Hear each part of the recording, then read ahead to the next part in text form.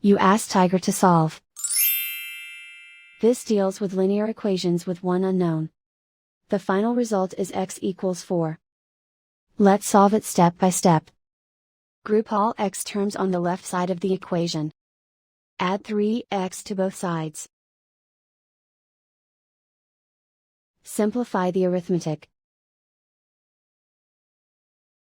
Group like terms.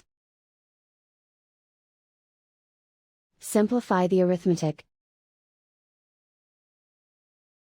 Isolate the x. Divide both sides by 8. Simplify the fraction. Find the greatest common factor of the numerator and denominator. Factor out and cancel the greatest common factor. And so the final result is x equals 4.